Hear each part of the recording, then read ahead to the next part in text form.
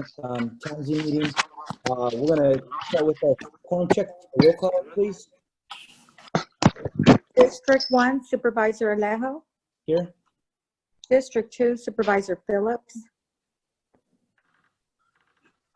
District 3, Supervisor Lopez. Here. District 4, Supervisor Parker. Wendy Root Askew for Supervisor Jane Parker. District 5, Supervisor Adams. Here. City of Carmel by the Sea.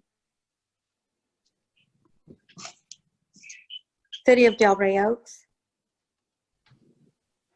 City of Gonzales. Here. City of Greenfield. Here. City of King City. Here. City of Marina. City of Monterey. Present. City of Pacific Road. Here. City of Salinas. Here. City of Salinas. Here. City of Sand City.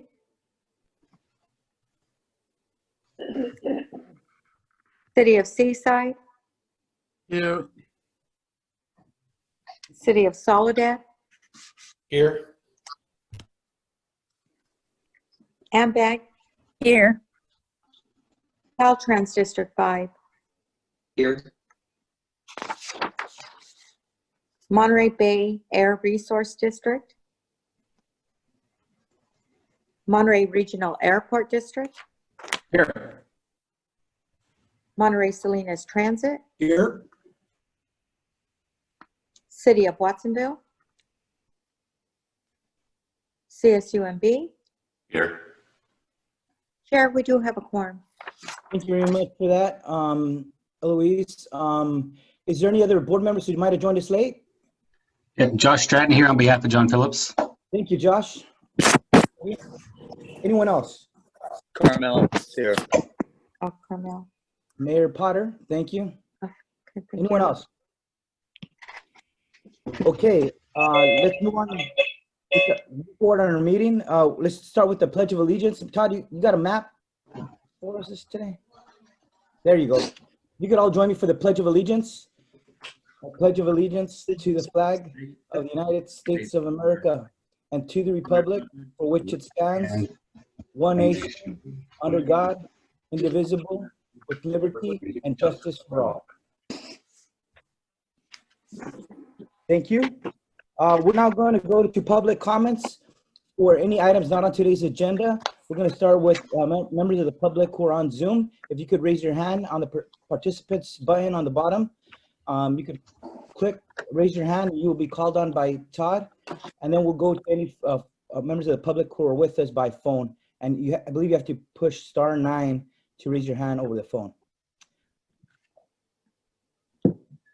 Give it a second. Todd, do you see anybody?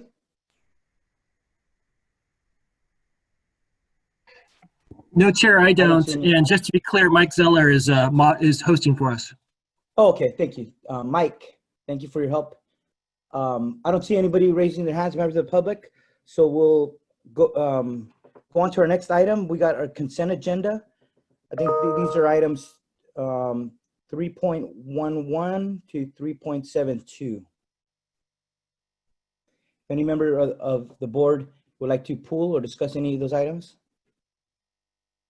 I think I heard you. Are you on Teams as well, Scott? No, I'm just on my cell phone. Okay. I think, Bruce, you got to mute your phone. Okay, seeing none, do I have a motion to approve the consent agenda? Motion. Move to approve. Want to go out to the public? Members of the public, any comments on the consent agenda? Okay, now for a motion. Who made that motion? Dave Potter? Willie Maria. Davis moved. Oh, Okay. Lopez second. Okay, Maria Roscoe moves, second by Chris Lopez. And we'll take a roll call vote. Okay. District 1, Supervisor Alejo.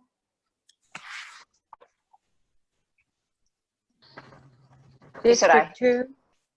District 2, Supervisor Phillips. Sarah, I think I saw you on Teams already. District 3, Supervisor Lopez. Yes. District 4, Supervisor Parker. Aye. District 5, Supervisor Adams.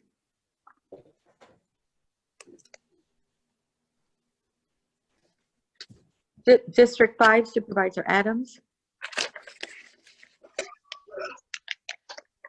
City of Carmel by the Sea. Aye. City of Delray Oaks. City of Gonzales. Aye. City of Greenfield. Aye. City of King City. Aye. City of Marina. Aye. City of Monterey. Aye. City of Pacific Grove. Aye. City of Salinas. Yes. City of Sand City. City of Seaside. Aye. City of Soledad. Yes.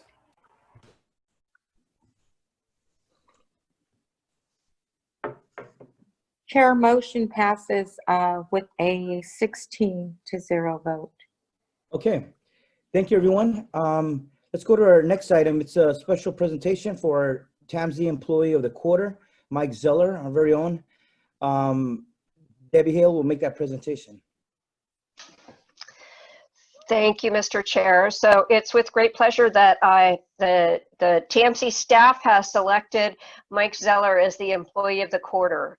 Mike has been our facilitator for being able to go about 95% remote during the whole shelter in place ever since the middle of March. Mike set up our remote computer system. He has trained us all in Zoom. He's trained many of you in Zoom since TAMC had one of the first remote meetings. He assisted MST with their first Zoom meeting. He's been on call to answer questions about how to use SharePoint and all kinds of other remote work assistance tools. And we're so grateful to have him working with us and giving us the extra assistance that is really above and beyond his regular duties as a principal planner for TAMC. So for those reasons, we have selected Mike as our Employee of the Quarter, and we're so thankful to have all of his assistance as we have gone completely remote. So thank you so much, Mike, for all your hard work in assisting us. Can we all give him a round of applause on our Zoom?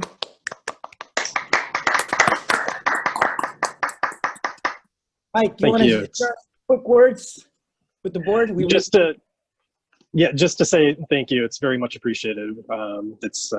We have really appreciate all my colleagues. So the recognition is very, very welcome. Thank you. No, Mike, it's during these hard times that when you really come through for us and help us out to have our meetings and allow all the staff to work remotely. I mean, those are the moments of leadership. So we want to thank you. I know my first Zoom training was with you and the whole company team, and we want to thank you on behalf of our entire board, and we commend you for all your leadership and work. Thank you. We're now going to move to the next item. This is a resolution to proclaim a proclamation for 2020 National Public Works Week. You want to say some words first, Debbie, about it? Or do I just read it? Yes. So several of the transportation agency employees are very active with the American Public Works Association, and National Public Works Week was actually last week.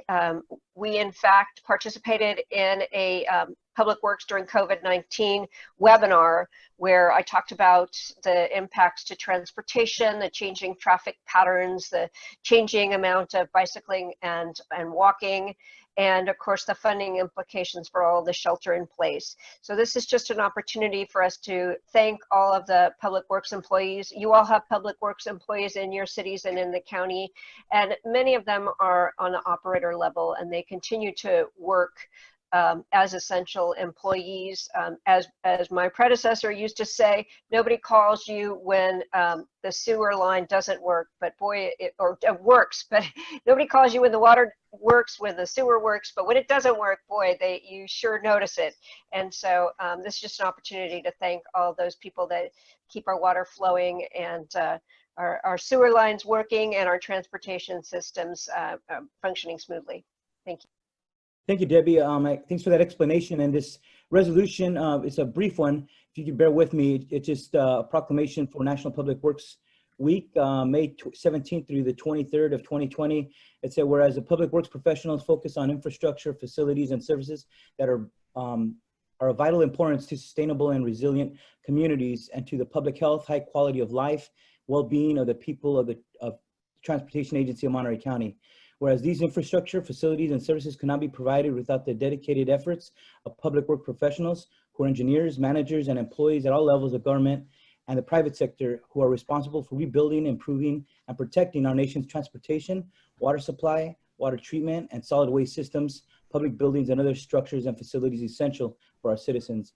Whereas whereas it is in the public interest for the citizens, civic leaders, and children in Monterey County to gain knowledge and to maintain a progressive interest and understanding of the importance of public works and public works programs in their respective communities.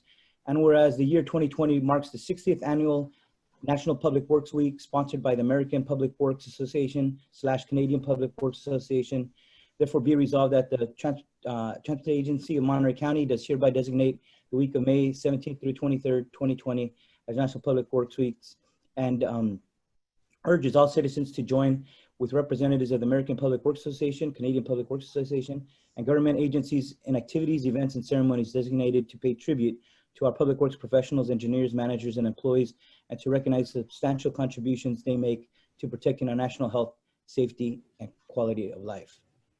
So with that, is there any public comments from the board on this? See none, how about from members of the public?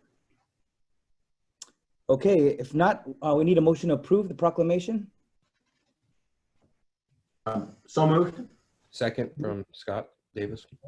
Moved by Ed Smith, second by Scott Davis, and we'll take a roll call vote. Thank you, everyone. District 1, Supervisor Alejo. Aye. District 2, Supervisor Phillips.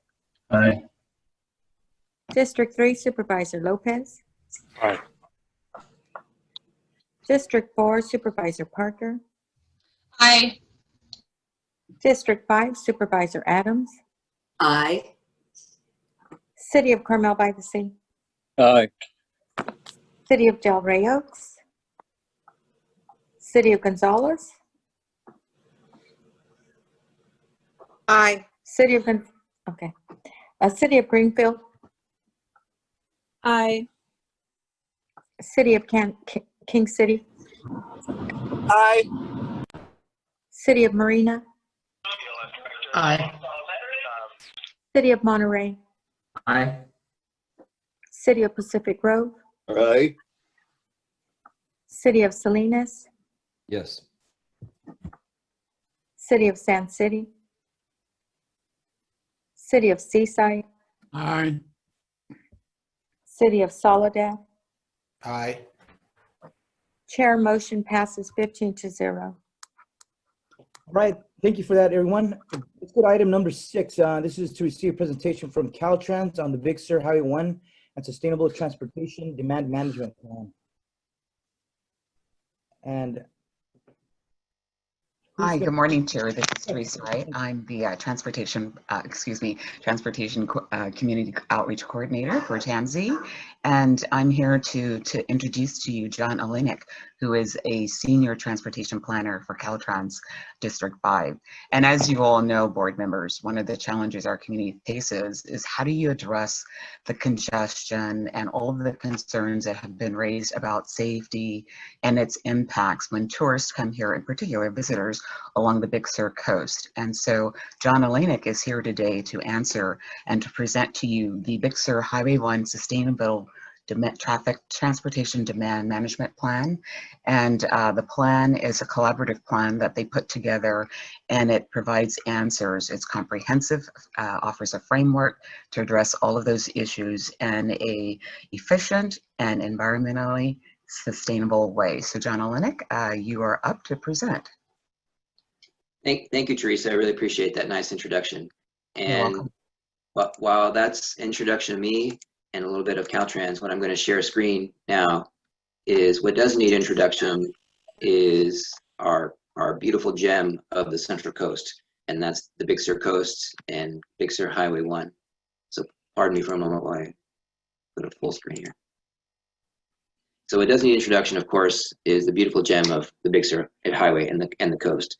And as we all know, the years leading up to now, if we can imagine pre-COVID, have had some impact on the highway and on the resources there that are so precious to us.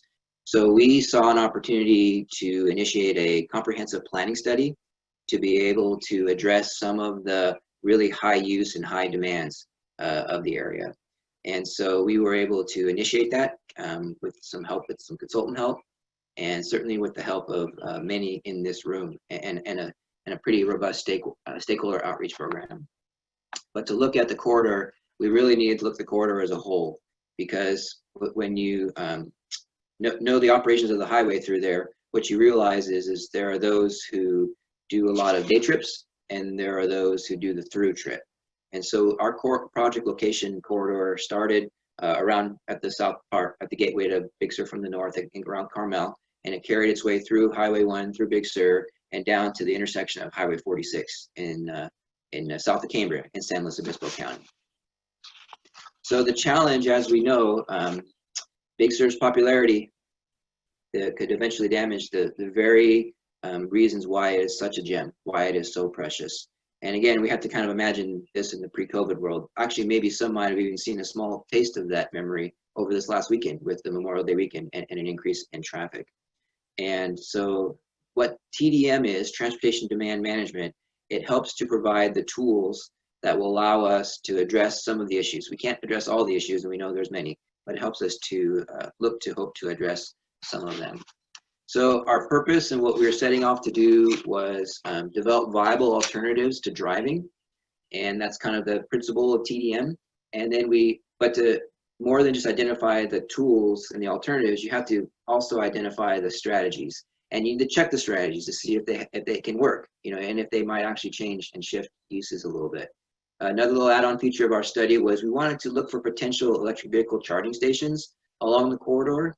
And as part of a very large outreach, we needed to hear and capture the voice of the community, a community who loves living there, who loves to participate in these type of activities and outreaches, and a community who wants to also protect, the resources there as well.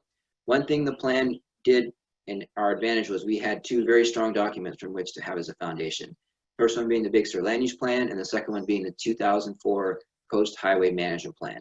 What our plan today does, the TDM, is it's a spring from one of those. It's taking an element of those two and continuing forward. Just as interesting facts for our outreach program, we had 33 different stakeholder organizations for the stretch of the corridor. We had 9, and this is over the course of just a little over a year. We had 9 public workshops where we had almost 100 people attending, lots of email signups, lots of positive media coverage, and with our document, which is publicly available now on our website, we received lots of public comments and responded to that during our open public comment period as well. What the community really wanted us to see and appreciate was, as a vision for our effort, was to preserve really the scenic nature of Big Sur and have a balanced approach to addressing these strategies, not take anything too strong or too fast, but to really encourage, in the traditional TDM side, really encourage the use of transit and active transportation to make that experience more sustainable and to support those with different strategies. With vision comes goals, and I already mentioned we wanted to build on what was already done, our local land use plans. A goal would be to see if we can reduce some of the single occupant vehicles or just the single vehicles coming through, increase the transit, look for shuttle opportunities. If there's ways to enhance and make biking more amenable and comfortable, they want us to look for that. There are impacts from peak visitor use. It's undoubtedly true. And so through one of the goals of the study was also to see if there were any ways to address some of that undesirable user behavior. And that might be through increased travel information and sharing, the reason why it's good to treat Big Sur well and take the Big Sur pledge, so to speak. And then I mentioned electric vehicles before, and then really towards the end, but very important, is where do we go from here in the funding side. So a good part of our study had to do with data collection. This slide helps us to appreciate even some of the different zones that we identified, the topography of the areas from north through south. And so in our data collection, we looked at some of the travel width, the lane widths, the biking lanes, what's available, and just the different geography of the different zones of Big Sur, heading from north to south. So I mentioned before the idea of the day tripper, those who come in from one direction and then turn around and head home the same way. That occurs both from the north and from the south. And what was very interesting to us is that overall, over 70% of the people who experience Big Sur that way. They basically, the direction that they enter for their experience is the way they go back out. And so what that proved to us was there is good opportunity now for TDM type features, because there's an audience there that we could capture and we could try to influence their behavior to see if we could shift the pattern and shift the use the way they're doing it. The remainder are those who we might think of the ones that had taken the entire corridor. We might think of these as the traveler who maybe comes from far-reaching places. They might land in San Francisco and rent their convertible Mustang, and they make their way through Monterey, and they make their way all the way down Big Sur, and they continue on their way. They check out Hearst Castle, and they drive through our town here in San Luis Obispo, and then they make their way down to Los Angeles and fly home. What we found by survey is that there's a lot that do as well. A little harder to influence that and make a change in that area, but certainly the smaller percentage in number. So what are TDM opportunities? The illustration here talks about transit, talks about travel information. If there's any infrastructure enhancements that can support that, the active transportation like the biking and such, that was really an important. But one we didn't necessarily highlight so much at this point was parking management. And when kind of the very early genesis and the thought of initiating this had to do with some work, we were working with Point Lobos and state parks, and they were experiencing a lot of issues with overuse. And we were aware of the Caltrans side because there were cars backing up into our mainline Highway 1 waiting to get in, or they'd park a mile in each direction of the gate in order to get in. So this was kind of the early thoughts behind what the idea of parking management and enforcement would be. So when we started going out and talking and asking, what we heard was we wanted from the public is we want to explore more transit and shuttle options. And so that's what we looked at for opportunities. Maybe helping to work with state parks and the Park It group on a Point Lobos shuttle. Maybe there's a way to kind of reestablish and get a Big Sur shuttle going. Maybe there are some more private shuttles that can be focused on to help consider and to help reduce that impact. What we also heard was that traveler information was very important. So when people do enter the area, they see and know what are the features, maybe the distances to get there. Maybe there's some issues with arriving and parking there. So traveler information is really important with some coordinated signage, and that signage could also reinforce good visitor behavior. We also heard and saw it as an opportunity to look to establish some multi-agency visitor hubs. Imagine like a visitor center, a gateway on either side of Big Sur, and maybe even more of a central location in the middle. Areas that would allow people to congregate, to get information, if there's they might have restrooms, we know that's a concern, they can have a restroom there. Some interpretive information about Big Sur and the experience they're about to have to help improve that. Again, on what we were hearing was there's also the desire for some infrastructure enhancements. We heard a lot about bathrooms. Really, you can't go to any meeting in Big Sur and not hear about the need for bathrooms. But along with that was also, for turnouts, some slow vehicle turnouts, having more of those would be good, is what we heard. Maybe increased technology. Now, of course, we know there's limitations with the technology because of cell phone coverage, but as that might get to be enhanced, is there other technology type things to help improve the experience? And even some geometry improvements for us, for Caltrans, for a few of our intersections. The electric vehicle charging stations, that was a good one, because during the course of our outreach and our meetings, we had several entities raise their hand and say, we're willing to support you on that. And the thing about an EV charging station is we would want to locate them in places where there's something for people to do. So that might be at a restaurant area, a hotel area, it might be at a particular known hiking area. So these were just looking for opportunities, and what we saw was there was the desire for that. And this is kind of the locations about the charging stations, potentially lodging, other commercial areas, and also we heard to be able to have a bicycle e-charging station as well. Interesting, last week I made this presentation to San Luis Obispo County, and right away the SLO APCD, the Air Pollution Control District, they volunteered to work with us and to continue this endeavor as a partnership to help expand the EV charging network. And we had the same experience in Monterey right away as well. Active transportation is an opportunity and something we've heard very loud and clear. More space on the road for cyclists where possible. Encourage biking destinations through travel information, and improve the facilities themselves where that can occur. And that might include expanding some paved shoulders for more shared use, where that could be part of a project that we're doing or part of a standalone project, and making other bicycle and improvements that would help the area.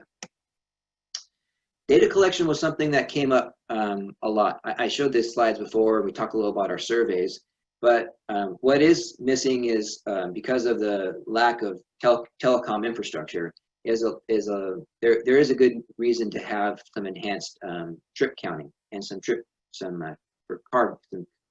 count stations along the way. And so we looked at that as an opportunity to see where either as a partnership or through a project to help install more permanent traffic count locations throughout the corridor to help us further in implementation and know the data and understand where we stand with counts. So some ideas for that, those count stations, the entry points to Big Sur, and one at the county line, just where that might be a good way to catch and to get some better averages to improve our accuracy on visitation. I talked about Point Lobos and parking management. There are lots of examples in other parts of the state where state parks and federal national parks have enacted this as a ticket process to get into a park, so that it's not people stacked up in a queue in a car waiting to get in. So this was something that we're going to continue to work with state parks on. The state parks master plan incorporates this for some of their units, including Point Lobos. So this was a positive outcome as well for those high demand visitor locations. Muir Woods is one of the examples of where they've implemented this access through a shuttle and parking system. They have to advertise it, but they do get people's attention, and it is very successful. This slide is just kind of an overall capture of all the different TDM elements, kind of pinpointed on a map. Just kind of, it's more inspirational because we see that there are lots of opportunities, but with a plan and in these opportunities, there are always the next steps. Where do we go from here? And our next step has to do with our leadership here today, really. And today it's just kind of a renewed call to action, because to be successful, these elements and these ideas, they have to be more broadly owned. If you think of just the different entities, the different landowners, you have state, you have federal, you have private, you have all the commercial businesses. There needs to be this more broadly owned hope to be able to implement and to be just as diverse and dynamic as the community. And as a group and as government entities and as community leaders, we know that we can keep this alive. We can keep it moving because we owe it to those who invested not just their time this last year and a half, but to those who love Big Sur, who live there, who want to continue to appreciate it. And I especially wanted to give a thought of appreciation to Supervisor Mary Adams. Her role in helping us out through this process was just so valuable. It helped us. She helped us with the community. She helped us with the outreach. And an important part that we see going forward as part of this is what's called the Big Sur Byway.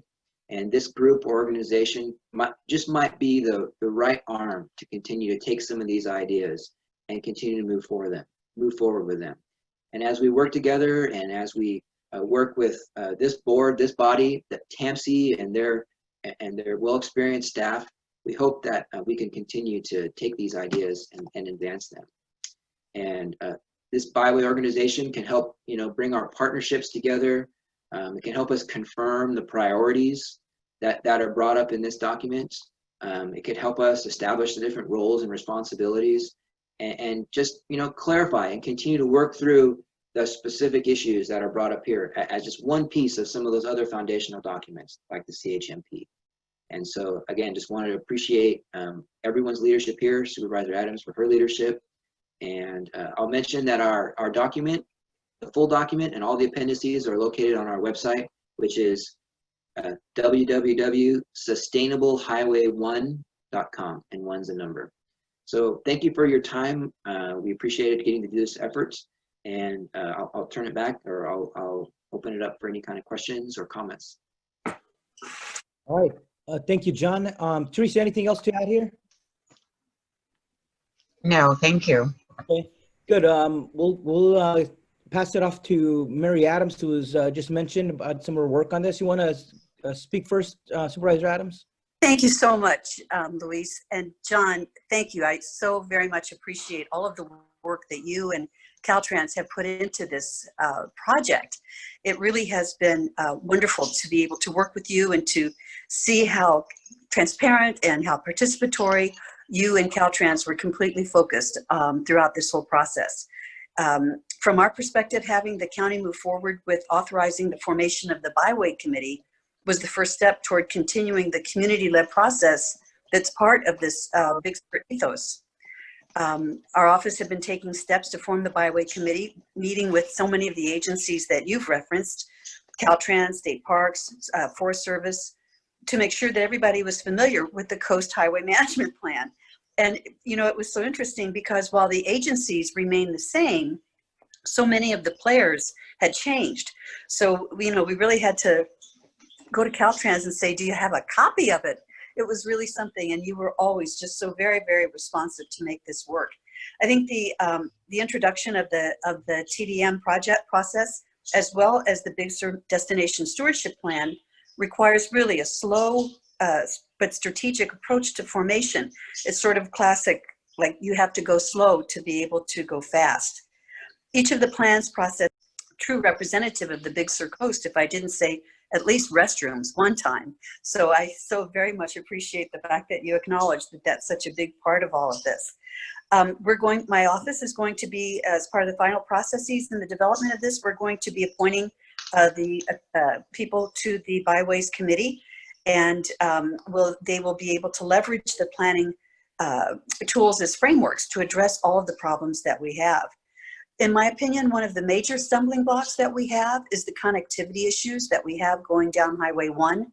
And I know that there are some steps being taken to address those things. But, as we look at all of the different solutions to all of the different problems, if people can't access an app, as example that you put in the wonderful report that you drafted, we're not going to be able to get any place. So to me, that's one of the key steps that we're going to have to do.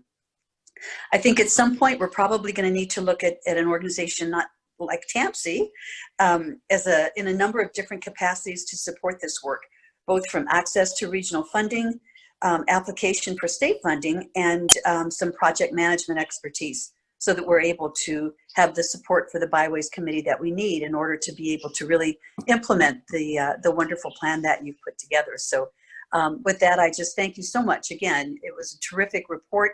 I enjoyed reading it. I really liked the way that you added and very pictorially the places where some of the ideas that have been brought forward have taken place, like Muir Woods as an example. So I thank you for your commitment to this, and thank you for the excellent report.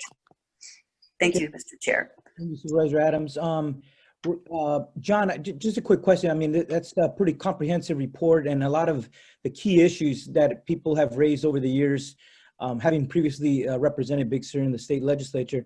But what comes next? You said we're all in this together. Good ideas. I think Mary said some of this has to be done gradually, but in terms of implementation, is there like a phased approach? Some of the first items that Caltrans envisions trying to partner with different agencies on? What does the timeline look like? Well, I would say yes to all, right? With our document, when we have our projects, we continue, even before our document, as we initiate our Caltrans type maintenance projects, we always look for ways to improve where we can and where feasible. But some of these items mentioned here in the TDM plan, they are bigger, longer term type projects. So this approach, and we hope that the use and leadership of the Byway Committee would be able to help take some of these elements and continue to move them forward. There's lots of other areas in California as well that have taken similar steps. And so I guess I see maybe one of our first steps after the formalizing of the committee is maybe reaching out to some of those other areas and see what process they did and learn from their lessons.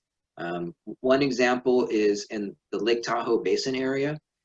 They had a very similar situation going on with Big Sur, 2-lane highways and 2 states around the lake.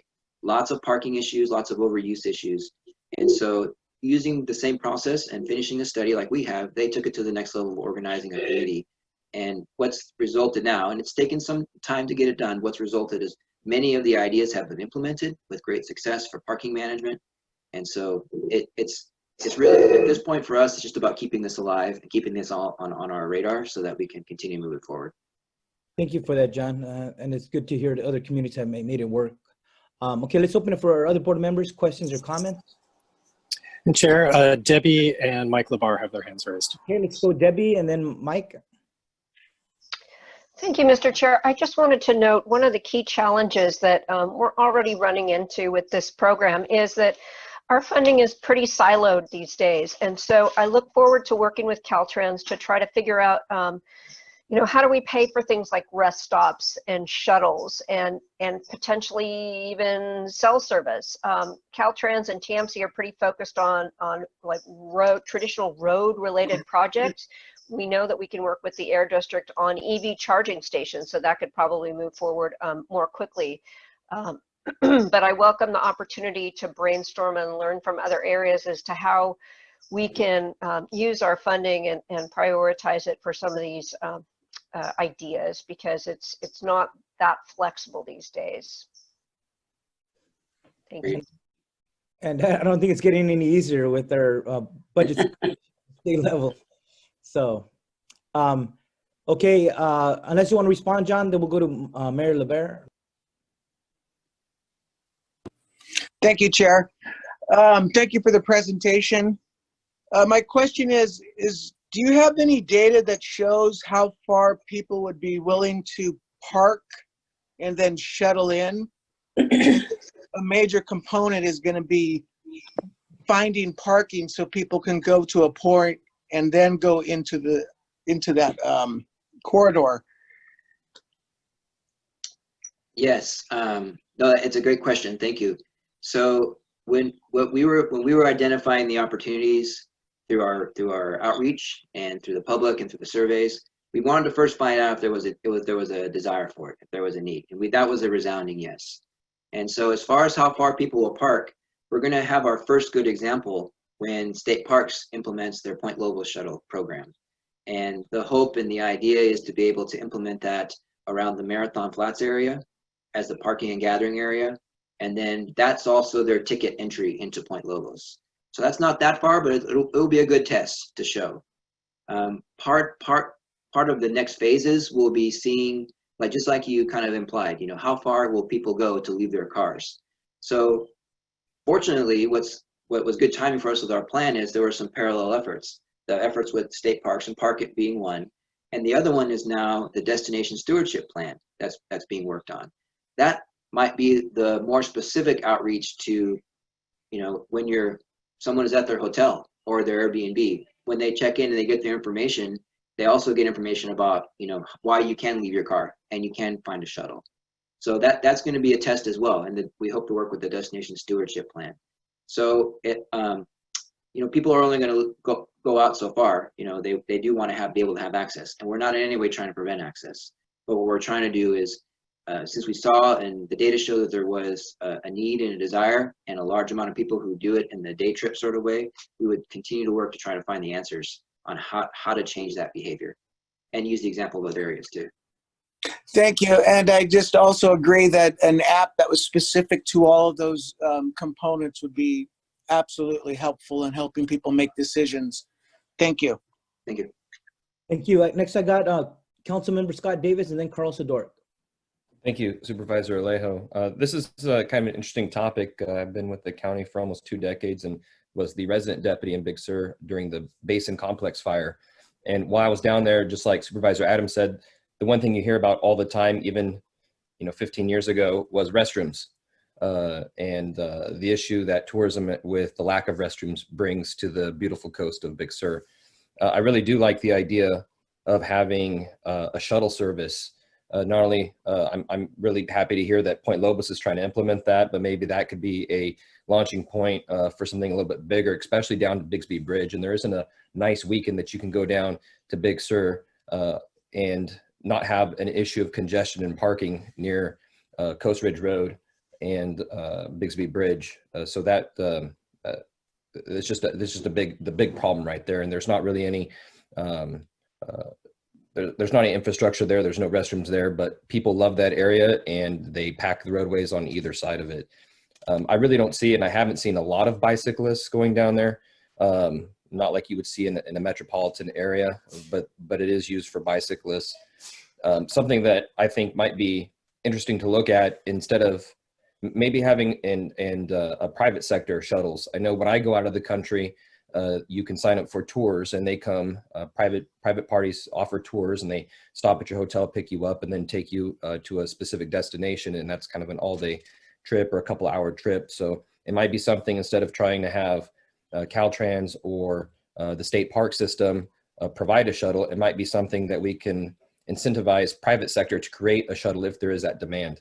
So that would save some costs, just like Debbie had mentioned, especially during COVID with the economic downturn. All the cities are strapped, the state's strapped, we're looking at huge deficits. So we have some financial issues moving forward, but I think this is headed on the right track, and it's something that's definitely needed for the Big Sur coast. And my hat is off to everybody who's represented Big Sur in the last couple decades, because this has been an ongoing issue. So I'm finally glad to see some traction. So my hat is off to you, Supervisor Adams, for your participation and also your leadership in getting this moving with this program. So good job. Next, we got Carl Sadork and then Wendy Rudascu. Yes, thank you, Chair, and thank you, John. Great report. And just to remind folks, MST for decades has had our Line 22 service that goes from downtown Monterey, from the convention center and the downtown parking lots through downtown Carmel by the Sea and the hotels, through the mouth of the valley and the acres of parking there, all the way down to Nepenthe. And would certainly benefit. That service is underutilized. We have seats available. And I believe greater coordination between these downtown parking areas, hotels, convention areas, perhaps selling day parking for a day of transit, and you don't have to white knuckle it down the Big Sur. And the person, as someone who, with my own family, has driven that as the driver, you don't get to experience the coast because you're looking at the road ahead of you. And if you ever experience the Line 22, you get to sit high above traffic and look out at the scenery. And I think MST, through some coordination with the parking and the hotels and the convention centers, could provide some extra capacity. And we have bicycles available as far as the bike racks can be taken, so that you can just bike, ride a lot and bike a little if that's the way you want to roll. So thank you. Thank you, Carl. Thanks for bringing that up. Wendy. Carl, I've taken that bus line from Big Sur back and forth, and it is actually a really nice ride and an uncrowded bus. So yeah, that's good. My question was in regards to the slide that showed the 73% return via entrant folks. It mentioned there was only 122 people who responded to that survey. How confident are we that a sample of 122 is getting us what we need on that? Thank you. No, it is true. It is a small slice of you know, our users. So what we tried to do was we captured that when we did that survey. We did that around the Labor Day weekend, and so we did that through cards. We did that through in-person visits, but we could only go so far. And you know, I mean, we put out hundreds and hundreds of cards. In fact, we even got some complaints that you know some people took their cards and threw them off the top of the car. But anyway, we you know those are the responses that we did get, but. Even though it was a small slice, they were validated through the stakeholder meetings and reaffirmed through that. And we had public meetings with upwards of 100 people, and we talked about all these results and had some similar feedback. So it is true. The data that part of the data is limited, but it did paint a picture that there was some opportunities here and that we should continue going forward. And as our comments have all kind of implied already, there's a lot, you know, there is a lot to go forward with. But yeah, we were trying to lay a good foundation to know that we can. No, that's great. I mean, I think it aligns with what my instinct would be, just knowing this area. And then sort of align with that question, you know, as we think about people coming from the north down to Big Sur and then back up north, I'd be also very curious to know how many of those folks are passing through Marina and Seaside on their way in and out of Big Sur. I think we oftentimes think about, you know, parking and sort of the entryway being right at Carmel, but if there were opportunities to have staggered entry that starts a little bit farther north, I think it would be a great opportunity for the communities just north of Carmel and Monterey. So it would be just a thought to add to the mix as things move forward. And Supervisor Adams, I'm sure that you know, our northern peninsula cities would be happy to engage in some thinking around what that might look like or how that might work. But having that data about that many folks coming in from the north is really interesting to me, and I have to assume that they're coming right down Highway 1. And also right down Highway 156. Right. No, Thank you. Excellent comment. And that's the kind of enthusiasm and idea that we need going forward and helping to carry these ideas. And, you know, Carmel doesn't want to become the parking lot to Big Sur, you know, and all along the corridors where all the visitor areas are, the hotels, the restaurants, the beaches and stuff. And so one of our next, you know, phases really has to do with reaching the people when they do land in their location, and kind of maybe that destination stewardship plan can help us with that. Okay, thank you, Mr. Rudascu. Supervisor Adams, I saw your hand up earlier. Yeah, I just was going to make a shout out to Carl about the Route 22 down through Big Sur, and a very quick opportunity that I had to go down, took the last bus down, and it was empty as we headed down the coast, got to Nepenthe, and we started coming back up, and it was like a party.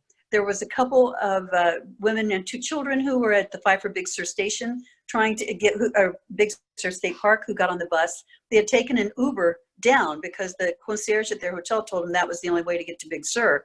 And then once they were there, they had no cell coverage to be able to call an Uber to pick them back up. Someone overheard the conversation and said, well, you can take a bus.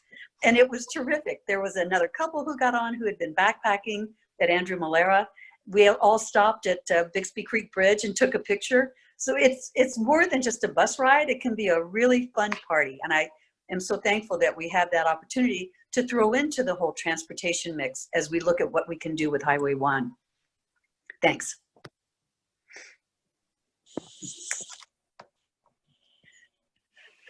Anyone else on this item?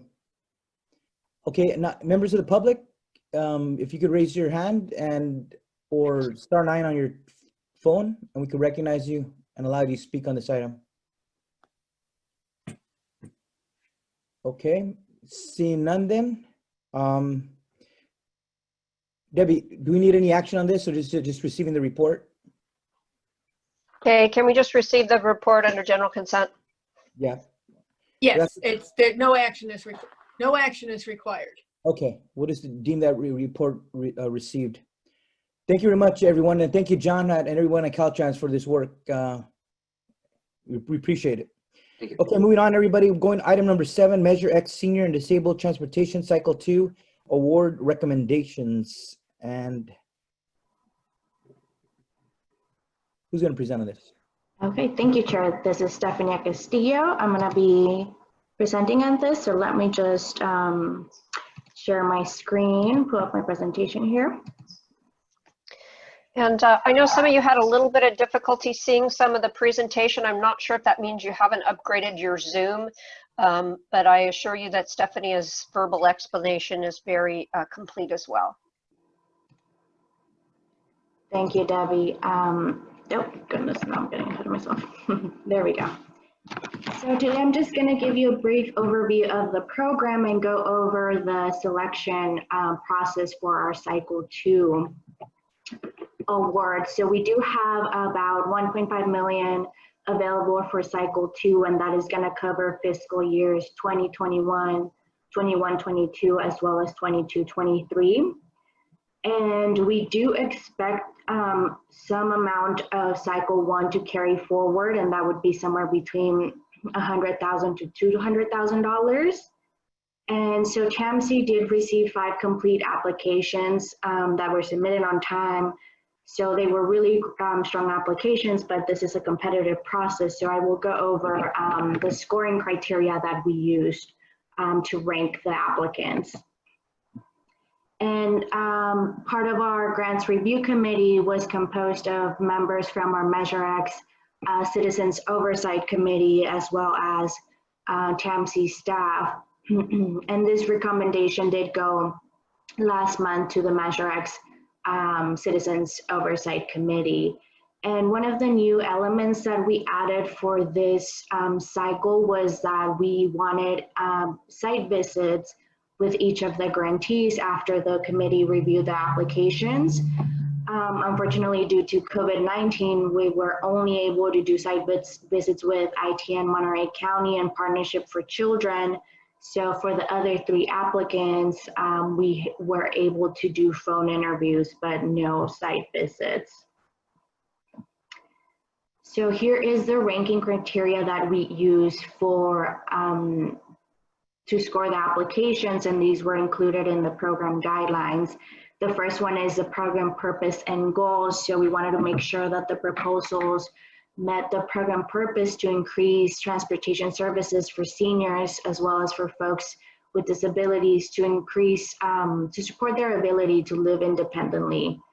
The program benefits were that we want to give folks more options, and we also want those options to be safe and reliable. Our third criteria was feasibility. So we wanted to make sure that the applicants were actually able to complete the work in their proposal within the 3 fiscal year time period. The fourth criteria was geographic equity. So we asked the organizations to list the different sub-areas of the county where they would be serving folks.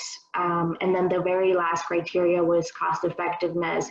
So we asked them what would be the average cost for their service, and also the average number of rides, or average number of mobility assistance service that would be provided through their proposal.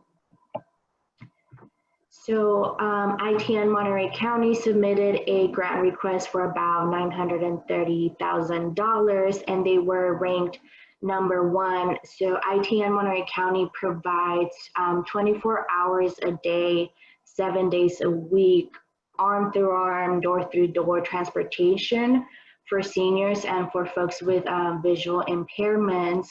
And for this application, they are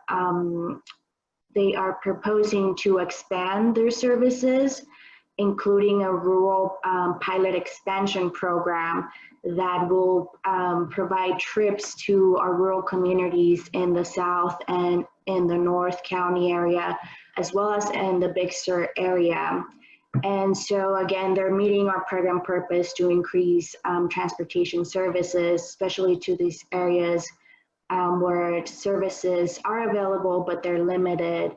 And so their proposal does include operational expenses for this, as well as purchasing vehicles to be able to do this expansion. And they also scored very high because of their feasibility. They've already been going out to these communities for their clients who have an Aspire Health service. So now they are going to use that to open it up for other folks who don't have that service. So they scored number 1. Our second applicant, ranked number 2, Alliance on Aging, they're requesting about $287,000. So Alliance on Aging provides a lot of great information for our seniors here in the county. And they did get an award last cycle, and they hired Maribel Trejo, who's pictured here. And she's been going out to the communities, especially in South County and Salinas area, to let folks know of all the great services that we have, MST, IT in Monterey County. And so this proposal, they want to increase her staff time to be full-time for transportation, and also add a part-time position because they want to focus their outreach efforts in South County, specifically in the city of Soledad. And they want to convene with organizations there and with elected officials so that there can be talks and action towards hopefully creating some nonprofits down in South County that could apply to this sort of funding and could begin providing transportation services down there. And although South County does receive services from other organizations, there's no nonprofit agency that specializes in transportation that is based in South County. So that is their goal.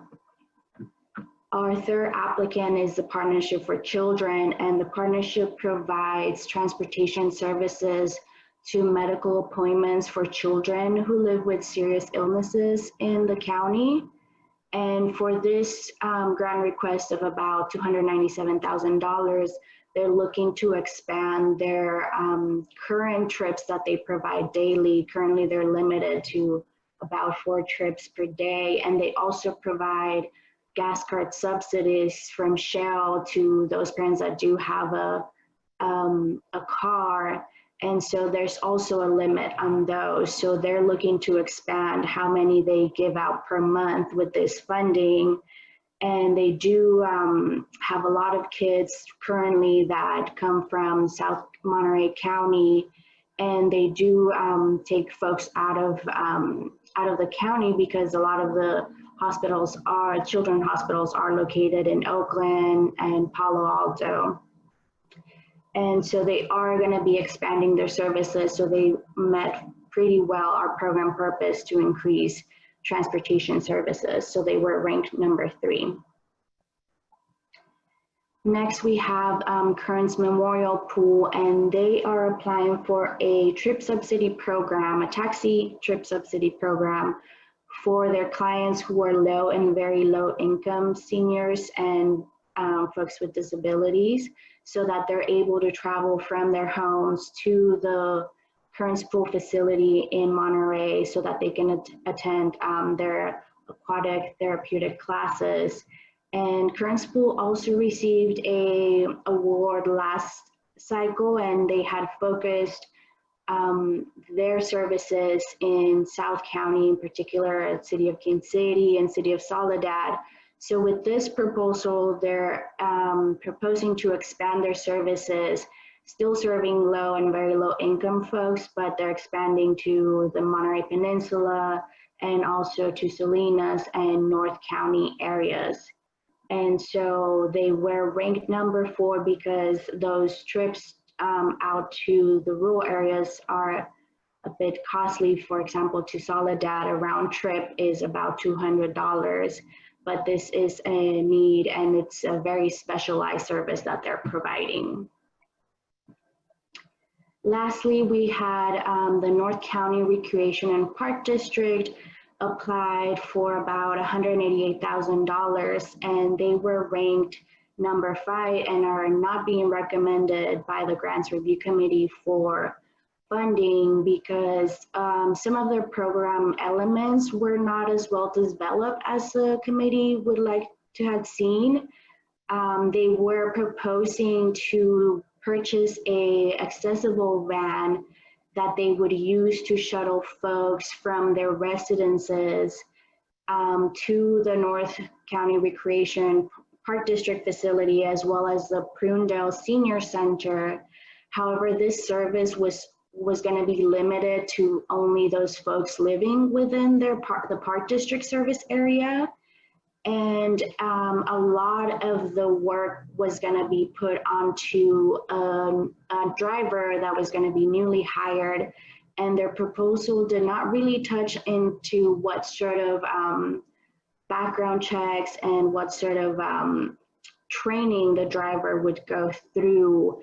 And again, the Park District was the lead applicant here. So we would have liked to see, although they did mention a partnership with the Prunedale Senior Center, we would have liked to see the Senior Center to be the lead so that they would be the owners of the vehicle throughout this grant cycle and at the end.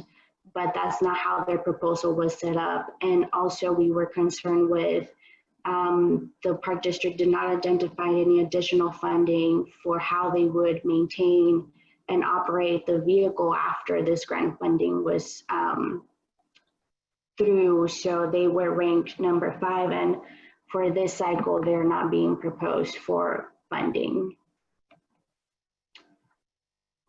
So after funding the top 3 applicants, which is ITN Monterey County, Alliance for Aging, and Partnership for Children, there is a shortfall of about $14,000. And also Current School, who is being recommended for funding, would be put on a waiting list, and we would use that leftover money from cycle 1, which again, we expected to be somewhere between $100,000 and $200,000. But we won't know how much of that amount is actually left over until after July 31st, which is when the cycle 1 grantees have to submit their last claim and their last report. So I do want to go over just some of the areas of the county that will be served with these cycle 2 applicants. Again, North Monterey County will be covered through the rural pilot program that ITN Monterey County is proposing. Alliance on Aging is also doing outreach in this area, and Partnership for Children provides services for children living here who need to travel to the children's hospitals. Greater Salinas area is also covered by all 4 applicants. ITN Monterey County already serves that area, including some areas along Highway 68. Alliance on Aging provides a lot of information in the Salinas area. Current School already provides services here and will continue to provide services for folks going to their facilities in Monterey. And Partnership for Children also provides services for those children who live in the area. Monterey Peninsula is also served by ITN Monterey County, Partnership for Children, and Current School will be providing, expanding their services in the Peninsula area with this cycle 2 funding. And South Monterey County already received services from Alliance for Aging, and all of the 4 applicants are going to be providing services here, ITN Monterey County, with their new rural pilot expansion program. Current School has already been providing trips from folks in Soledad and King City over to Monterey. And Partnership for Children currently with their children, they do have quite a bit of children who have who travel from Soledad all the way to Oakland. And then, so even our Big Sur Coast, ITN Monterey County is looking at expanding service here through the rural pilot expansion program. So we've got services throughout the sub areas of our county.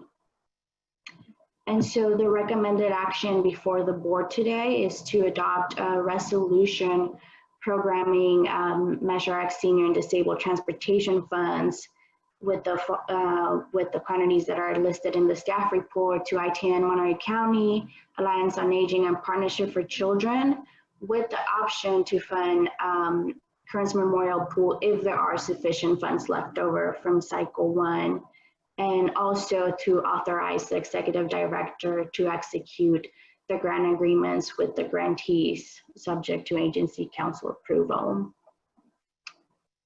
So that concludes my presentation, and I'm happy to answer any questions. Thank you for that, Ms. Castillo, and thorough review and criteria that you guys all considered equitably to make your decisions in these for these recommended grants.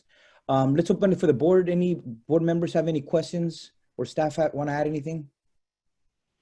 Yeah, Chair. Question. Let me go Supervisor Adams and Councilmember Smith. Thank you. So I did just have a question and wanted to know, with the amount of money that was outstanding for Josephine Kearns swim pool, can you give me any idea of the timeline on that? I think you had said it would be after July 1, but realistically speaking, I think any kind of shortfall these days is a difficult thing. So at any rate, just wondering what the time frame would be before that program would be completely funded. So they have to submit their last, for cycle 1, the last claim is due at the end of July of this year. Mm-hmm. So realistically, we would be looking at August or September to confirm to them how much we do have left over from cycle 1 and what we could grant. And do you know whether that will have any impact on the services that they're able to provide? Well, depending on the amount, they've asked for $177,000. So I'm expecting 100 to 200,000. So it might be that we come a little bit lower than that. So if it is, it will affect a bit. Good, good. Thanks very much. Great report. Thank you. If I might add, Mr. Chair, it's worth noting that during the shelter in place, the Kearns pool has not been in operations. And so it's possible that they might still be closed for a certain amount of time. It's also worth noting that even before the shelter in place, they weren't using their full amount of money.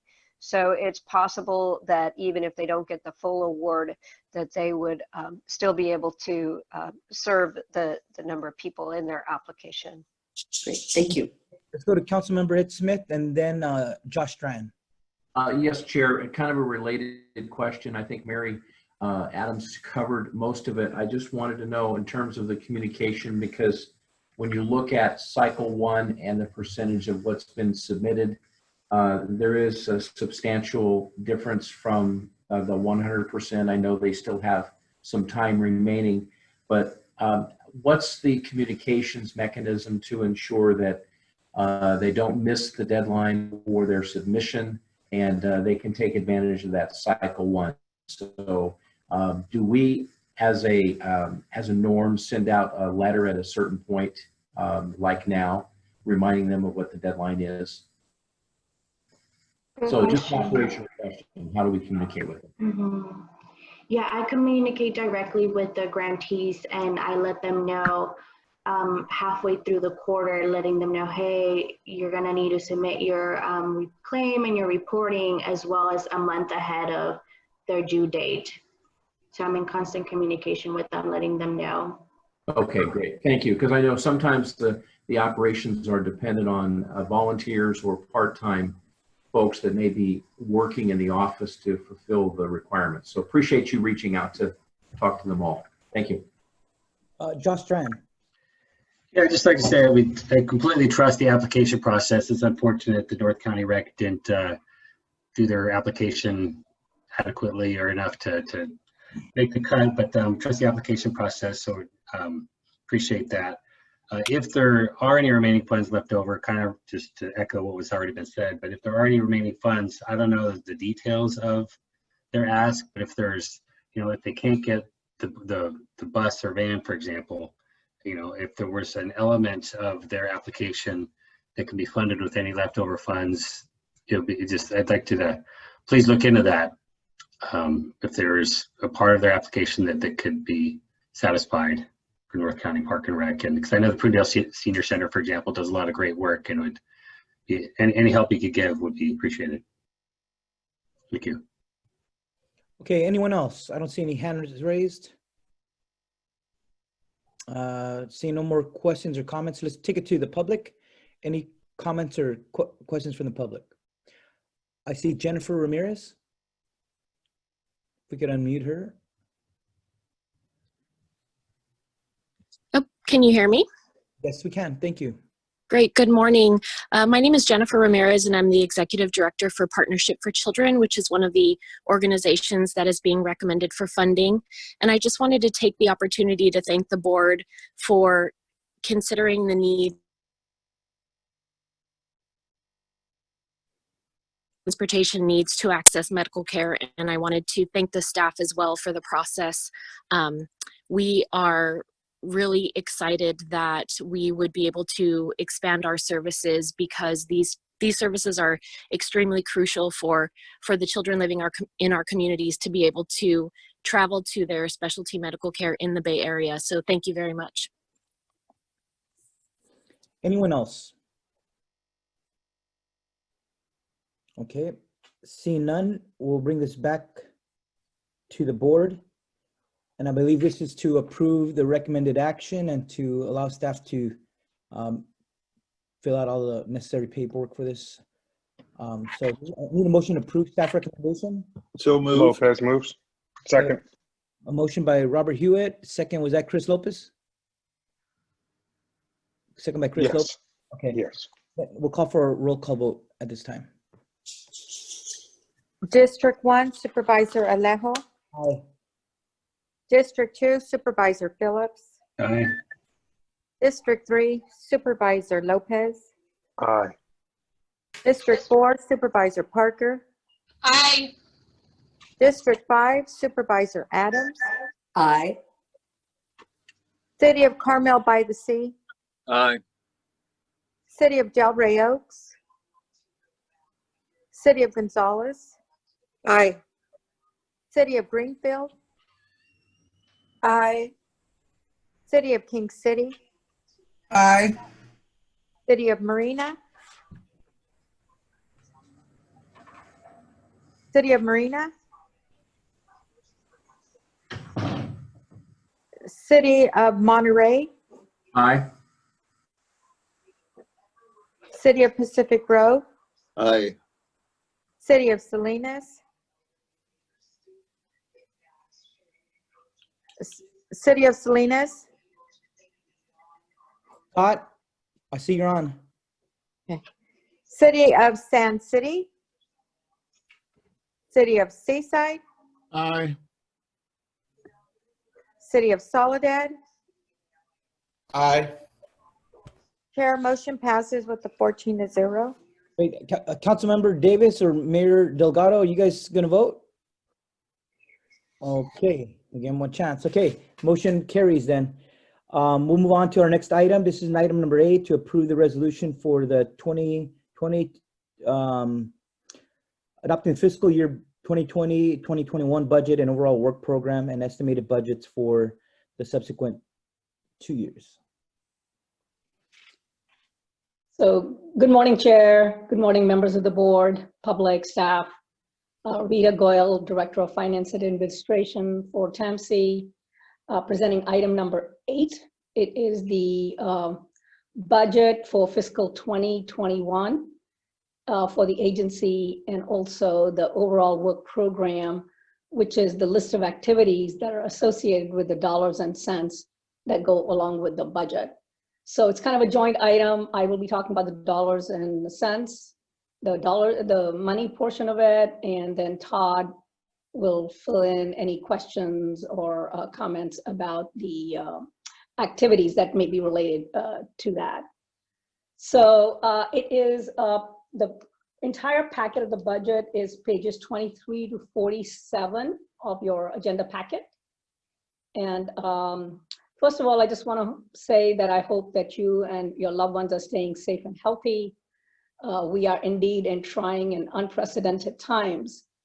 COVID-19 has had a profound effect around the globe, and I can certainly say this, that in my lifetime, and I have a few years on me, this is the first time that any crisis has impacted each and every person around the globe in some way or the other, whether it's in the form of economic, mental, physical, or emotional pain. So with that, I do hope that everyone that you in your immediate circle is healthy and stays that way. The board did review a draft of the budget back at the end of February and had no recommended changes. But with the COVID-19 situation coming on very quickly and obviously not being anticipated in the speed and the magnitude of its impact, I know a lot of entities are having to make some very tough choices. And of course, nobody can predict how long the situation is going to last. Hopefully, predictions are between 12 and 18 months, but obviously none of us knows really what's going to happen. But on the agency's budget, I am pleased to report that due to prudent and proactive actions taken in prior years, example, cost containment, the agency is in a good financial position. We have a healthy reserve.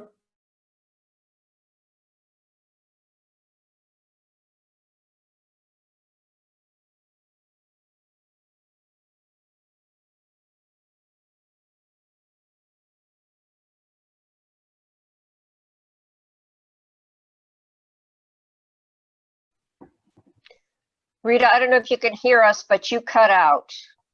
Situation, and in order to be prudent and sensitive to the current environment, TAMC had proposed a 3% COLA that was proposed in the operating budget back in February, and we have taken that out. And as the operating budget covers salaries, rent, any other supplies that the agency uses. So we've taken the COLA out, and we've also taken a part-time retired annuitant position out. So I believe the total reduction in that was about $98,000. And we obviously, as a result of that, we will use some less reserve, and some right-of-way reserve that was funding the retired annuitant will also not need to be used. Additionally, I just wanted to say that there is $110,000 in the $3.6 million budget that will not be needed. However, we do have to reflect that in the budget because that is a pension unfunded liability the agency paid off to CalPERS several years ago, but Caltrans and our funding partners make us amortize that over a 5-year period. So we reflect that in the budget, but that payment has already been made. So we really, if the numbers fall true to the budgeted, we should not need to use any reserve in the first year of the budget. The second and third years, we will revisit those budgets again next year at this time. So if there's any changes, hopefully we will be making any adjustments based on that. On the direct budget, so I just want to say that I'm only focusing on the changes, but at the end, I'm happy to answer any questions that you might have. On the direct budget, this is the contracts that are given to consultants and money spent for projects and programs. And that's money that we don't typically spend until we have the money confirmed to us from some funding partner. So on that, we have no changes. There's a couple of grants that are out there. One that is for the Carmel area improvements on Highway 1 and Carmel area corridor operations. Normally, we would have heard about those by now, but Caltrans has delayed the approval on those for some time. So if they do approve it, we'll come back with an amendment at a later time. So I think other than those are the main changes, and I'm happy to answer any questions on the entire budget or any piece of it. And then Todd can answer any questions on the overall work program. Okay, let's open up for questions from the board. Any questions? See none. Okay, let's take it to the public. Any questions from the public? All right, no questions either. Anything you want to add, Debbie, to this? No, just to say that we're taking a somewhat cautious approach here, and that we expect that we might have a little tougher time next fiscal year as the revenues ripple through the state budget. And so that's why we're trying to stay cautious and prudent this year. And I just thank staff for being willing to give up the cost of living increase that they had counted on. TAMC doesn't have a union, and so we don't have a worker agreement, and so we're not bound by it, but it also leaves folks more vulnerable. So I thank them for their sacrifice on that. Thank you, Debbie. If there's nothing more, then I'm going to just ask for a motion to approve the resolution. Motion to approve. Second, Scott. LeBar. Mayor LeBar. Second. And then Supervisor Adams. Okay. The first and a second. Let's take a roll call vote, please. District 1, Supervisor Alejo. Aye. District 2, Supervisor Phillips. Aye. District 3, Supervisor Lopez. Aye. District 4, Supervisor Parker. Aye. District 5, Supervisor Adams. Aye. City of Carmel by the Sea.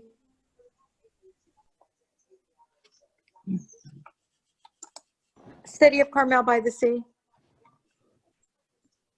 City of Delray Oaks.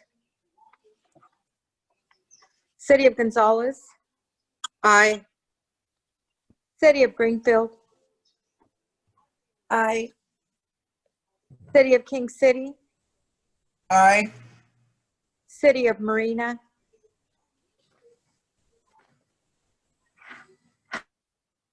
City of Marina. City of Monterey. Aye.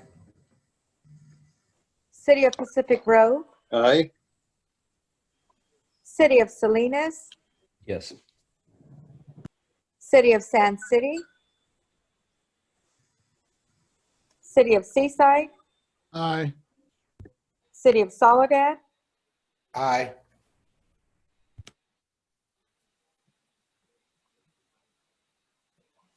Chair, the motion passes 13-0. All right. Thank you for that. Let's go to item number 9. These are reports from our transportation providers. We'll start with Caltrans.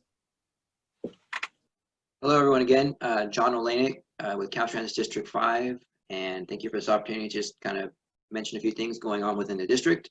As a kind of a top message I wanted to share, in light of all the hardships that are going on with the COVID crisis and things happening throughout the state, we just want to reiterate that, we're committed as a department and as a district. I'm here to say from our perspective, we're really just committed to continuing the 24/7 coverage of our transportation system. We see that as really important to continue to provide the safe and reliable access, because there's a lot of movement that still needs to happen, very important movement to the state.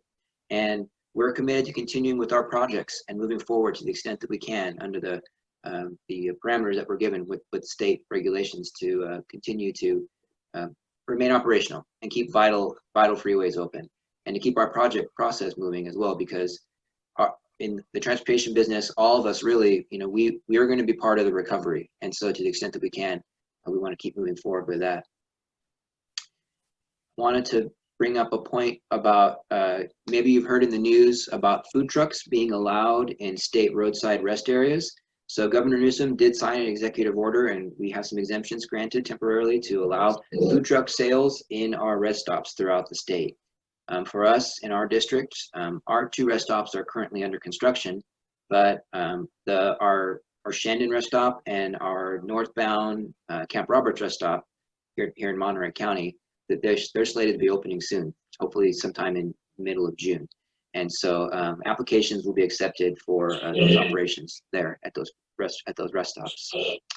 Wanted to just mention a little bit about a significant change happening in California with state law relative to transportation impacts in CEQA.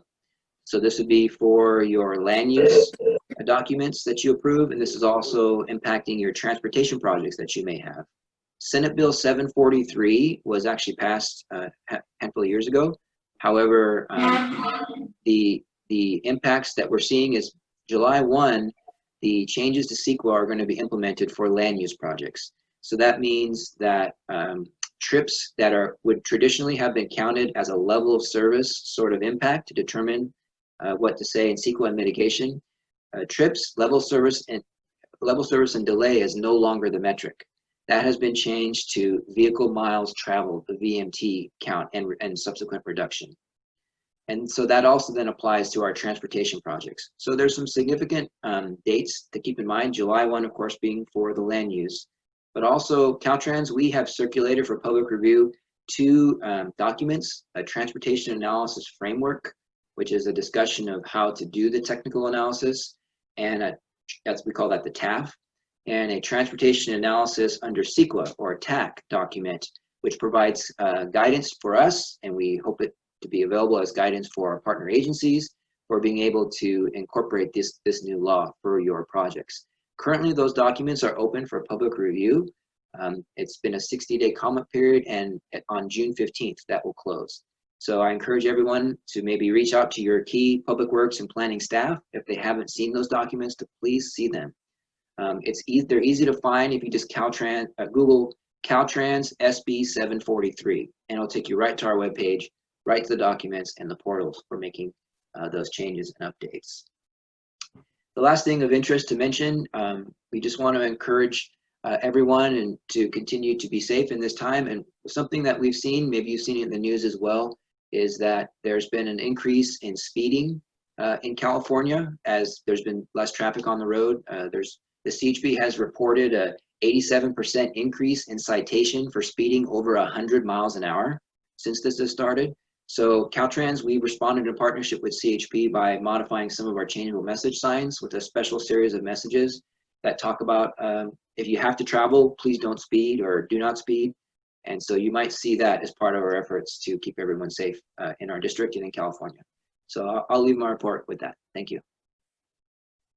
Thank you very much. Any questions for Caltrans? Seeing none. John, thank you. Let's go to Monterey Regional Airport. Thank you, Mr. Chairman. And to echo the words of my fellow Michigander, Carl Sidoric, we have seats available at Monterey Airport. We have continued to have a rather low passenger count, somewhere between 20 and 25% of our normal passenger count. But the airlines are still serving the airport, and we have flights to Phoenix and also Dallas-Fort Worth on American, and United is still providing service to San Francisco, and Alaska is doing very well on their flights to San Diego, and Allegiant flying to Las Vegas is back, flying 3 days a week. So there's seats available, and actually there's some very good advanced fares right now out of Monterey. They're even better than San Jose. So it's something to look at if you are planning on a travel. We're ever enhancing our cleaning program. What our strategy is to assure that the traveling public from Monterey Peninsula and from Monterey County is to assure our passengers that they have a very safe environment coming into the terminal, boarding the aircraft, and coming off the aircraft. And so we're really enhancing our safety precautions, and I think it will be very noticeable. We are doing some construction at the airport. We have federal grants that we're able to continue our construction on some of the projects, like the infield project, which is the area between the runways. So you will see that, and it's provided some needed employment in the area. We have a very strong need for local citizens in Monterey County and in the region to use this airport and give it its first thought, because we're very dependent now on local travel since the hospitality industry is a little bit slow right now. We're looking to have people use the airport to travel to other parts of the country.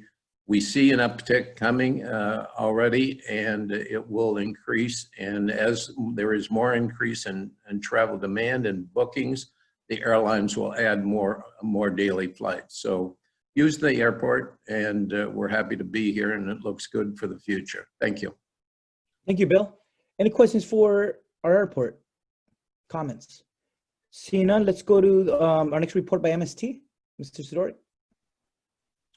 Thank you, Chair. Thank you, Board. First, I want to thank, I am unmuted.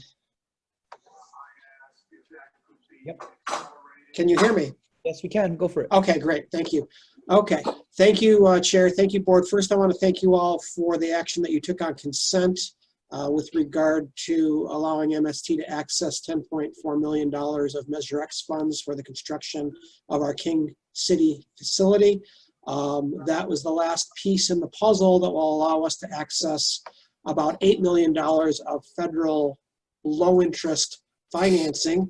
Currently, the rate is somewhere between 0.6 and 0.8%. So a pretty low rate, I would say. So almost free money. So we've already, since your action on consent, we have already sent off the notice to our partners in Washington, D.C., letting them know. And if we time this right, we may end up being the first public transit operator in a rural area nationwide to be able to access this funding. So we're racing another transit operator. Not that it's important to be first, but it is kind of cool if you can do it. So that will help with construction jobs, will help MST better serve South County, and will lower our greenhouse gas emissions as well. So many positive benefits to that project. With regard to COVID-19, we still continue to see a 75% drop in passenger boardings on our MST fixed route, a little smaller drop than that on our MST rides program, about a 60% drop in passenger boardings on the MST rides program. We, though, have seen increasing ridership. Our lowest level of ridership occurred the first week of April. And as of last week, we had increased ridership by 35% since the first week of April. However, 35% increase of next to nothing is still almost next to nothing. We are looking at putting a budget before our board in the coming weeks, June 8th. And fortunately, we have access to the Federal CARES Act, provided us some funding that, while it won't last forever, it allows us to plan we'll just call it, to quote my friend and fellow Michigander from the airport district, Mr. Sabo, will hopefully help us plan a controlled descent versus a rapid cutback of service. So we are currently putting together surveys for our passengers and community using the Slido app, and pushing surveys out through our transit app and through other social media platforms to allow us to get community input on where they think MST can help most. We've started our recovery program. We're using the FEMA recommended whole community approach, reaching out to stakeholders, public, private stakeholders, nonprofits. We're working with the community colleges, universities, the military, the aquarium, other partners to determine how soon we will bring services back and what those services will look like. So we're doing a lot of things, including in our enhanced cleaning programs, has already been previously mentioned in other sectors. We're continuing that. We've purchased in the process of installing physical barriers for our drivers. Once those physical barriers are in place, we'll begin collecting fares again. We hope to have that happen by the end of June, early July. and we'll be able to protect our drivers and have a safe environment for us to begin collecting fares. And then we're also working on some contactless fare collection technology using contactless debit credit card technology. More to come on that as it's still in development. But just a lot of things going on here at MST. We're staying busy. Thank you. Thank you, Carl, for that report. Any questions for Carl, MST? See none, let's go to our Air Resources District, Mr. Stedman. With us? Okay, if not, let's go to, I guess there was no reports on meetings attended by board members at Transportation Agency expense. So then we'll just go to our Executive Director's report. All right, thank you, Mr. Chair. I'm going to share with you very briefly a presentation that I gave for National Public Works Week on the state of transportation. So let me know if you can't see this, should just be okay. As noted earlier, National Public Works Week was last week, and what I talked about was transportation during COVID-19 changes and opportunity. And what I hope this will just let you know, your TAMC staff is getting to adapt to the changes. So what has changed? There's more telecommuting. And of course, we're doing that with our little pets here. This is Christina Watson's desk at home, and she allowed me to share. They're estimating that up to 30% of the people are actually telecommuting from work, and as I noted earlier, TMC, it's more like 95%. Another one of the changes is that they're estimating that on the coastal areas, the dark blue areas here on the screen, over 75% reduction in vehicle miles traveled during March and April. And we've certainly seen that on the streets, although it appears that some of that traffic is coming back.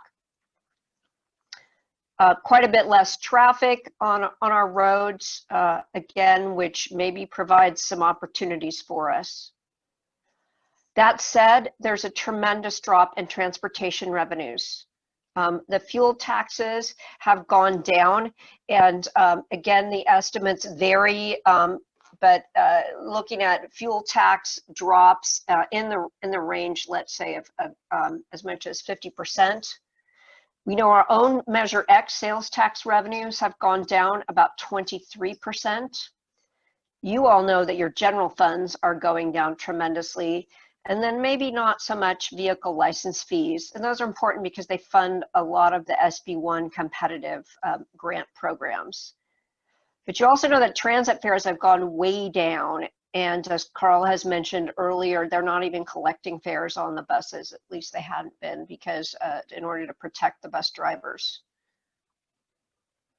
We're seeing tremendous amount more walking and biking. It's not measured very often, but it's probably about 50% increase in the places where they've measured it.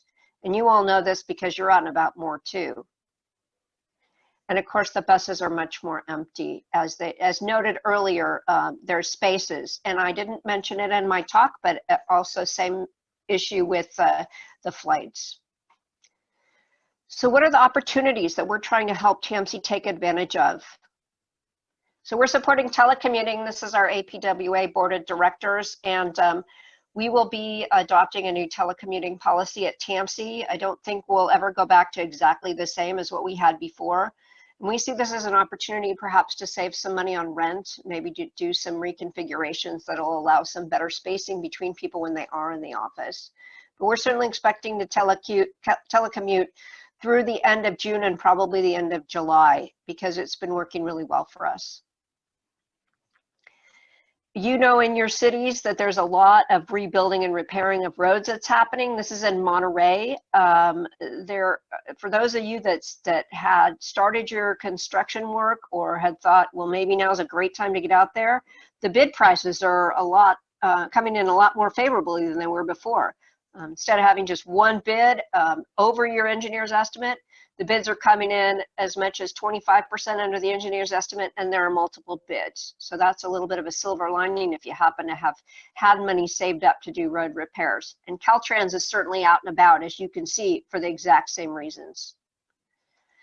The other opportunity is that we're working really hard with our partner entities, Ashtoas State Highway Officers, League of Cities, of course, NACO for the counties, Chambers of Commerce, many other entities are saying, well, now's the time for the federal government to step in and reauthorize the Transportation Act, because if they don't, it's going to expire in September, and it will be important to try to move that forward as opposed to just extending it at the last minute. It makes it very hard to plan and to get your funding. We're also looking at opportunities to do what we call pop-ups. This is a pop-up that we did with the Safe Routes to School program at Martin Luther King Junior High School in Seaside. It's a great time to try out taking up some of that extra lane that is not used by traffic these days. And so our team, Ariana Green with the Safe Routes to School program, and Rich Deal, who's our traffic engineer, are going to do a webinar next Thursday after our technical advisory committee meeting to talk about what are some of the best designs and how you can do them on the cheap. They're also going to talk about a new state grant program that makes funding available for things that are maybe not so temporary but not so permanent, called a quick build program. Places are reutilizing low traffic streets. This is an old picture of Carmel, but because they're talking about potentially allowing the use of streets for dining, potentially Dolores, Monterey is looking at potentially expanding things on Alvarado Street. So I put the word out, and I think it's a great innovation to take back all this open space now that there aren't so many cars on it.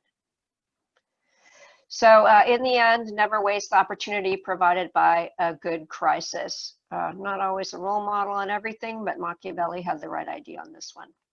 So thanks for the opportunity to share that. I'll stop sharing my screen now. And I also wanted to mention to you all that we submitted a build grant. That's a federal grant application for Highway 156 improvements. We are applying everywhere because that project is short 20 million in order to move forward to start construction in 2022. It's very exciting. And Caltrans nominated our project for the build grant, and we're very pleased that they are supporting it. We also learned that Caltrans is going to submit a statewide application for trade corridor funds, which is one of the SB1 funding programs. And so we're working with the same team to submit a trade corridor application. And that'll be staff working in June with the Caltrans team. I wanted to be sure and mention this because we will be asking the cities and of course the county for letters of support for the SB1 funding programs. Thank you so much. That's my report, Mr. Chair. Thank you. Anybody have questions for Debbie on her report? Seeing none, okay, we just got, does anybody have any announcements or comments for items on the future TAMC agendas? Okay, seeing none, I think we could adjourn this meeting now. Wendy Rudaski had her hand up. Oh, Wendy, go for it. Hey, Louis, thank you. And I just, going back to Debbie's report, I just wanted to ask a couple questions about the Slow Streets program and what other cities other than Carmel and Monterey have expressed interest in that? Those were the two that I had heard of. I don't know if anyone else on staff has heard of other programs that are going on. I understand, this is Todd Muck, I understand Seaside is considering West Broadway for that treatment. Okay, great, thank you. And then just as a follow-up, and it would be a future report, if we could just get an update on how as school begins to plan resuming on the peninsula in the fall, one of our biggest traffic Highway 1 congestion areas has been when school resumes, traffic and congestion resumes. But as they're looking at plans for changing how classes might be held, I think there's a good opportunity for us to have some conversations about how to stage morning and afternoon start times so that we can address and eliminate some of the congestion on Highway 1. We don't often get this kind of opportunity to have that conversation. So I would just ask that we engage our school districts in that conversation. Great, thank you for the heads up. Okay, thank you, Wendy. Anyone else? This is Carl, Yes, if I might. Just in response to the question about the streets being used for restaurants, MST, of course, with receiving over 50% of its funds from local sales taxes, we're supportive of anything that helps get our economy up and moving quicker.